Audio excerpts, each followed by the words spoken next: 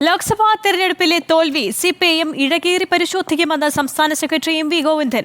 തെരഞ്ഞെടുപ്പ് ഫലം സംസ്ഥാന സർക്കാരിന്റെ വിലയിരുത്തലല്ലെന്ന് എൽ.ഡി.എഫ് കൺവീനർ ഇ.പി. ജയരാജനും പ്രതികരിച്ചു. പിണറായി സർക്കാരിന്റെ രണ്ടാം ഊഴം പരാജയമെന്നാണ് കാന്തപുരം വിഭാഗത്തിന്റെ മുഖപത്രത്തിലെ വിമർശനം. ദേശാഭിമാനി ദിനപത്രത്തിലെ ലേഖനത്തിലാണ് എം.വി. ഗോവിന്ദൻ നിലപാട് വ്യക്തമാക്കിയത്. ജനങ്ങൾ നൽകിയ മുന്നറിയിപ്പ് പരിഗണിച്ച് തിരുത്തേണ്ടത് തിരുത്തും. ഇപ്പോഴുണ്ടായ പരാജയം ചെറുതായി കാണുന്നില്ലെന്നും ബി.ജെ.പിയുടെ വിജയം ആവർത്തിക്കാതിരിക്കാൻ ഇടപെടുമെന്നും എം.വി. ഗോവിന്ദൻ വ്യക്തമാക്കി. എൽ.ഡി.എഫിന്റെ പരാജയം താൽക്കാലിക പ്രതിഭാസം മാത്രമാണെന്നായിരുന്നു മുന്നണി കൺവീനർ ഇ.പി. ജയരാജന്റെ പ്രതികരണം.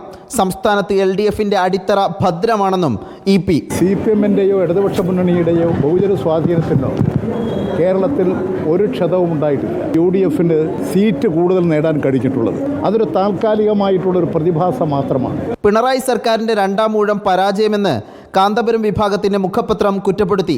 പോലീസിനെ നിയന്ത്രിക്കുന്നതിൽ സർക്കാർ സമ്പൂർണ്ണ പരാജയമാണ്. ഭരണവിരുദ്ധ വികാരം തെരഞ്ഞെടുപ്പിൽ UDF-ന് തുണയായെന്നും സ്വരാജ് പത്രത്തിലെ മുഖപ്രസംഗത്തിൽ പറയുന്നു. തുടർഭരണം കിട്ടിയപ്പോൾ ജനങ്ങൾക്ക് അല്പം ബുദ്ധിമുട്ടുകൾ ഉണ്ടായെന്നും ആവശ്യമെങ്കിൽ തിരുത്തൽ നടത്തണമെന്നും INL നേതൃത്വവും നിലപാട് വ്യക്തമാക്കി. റിപ്പോർട്ടർ, തിരുവനന്തപുരം.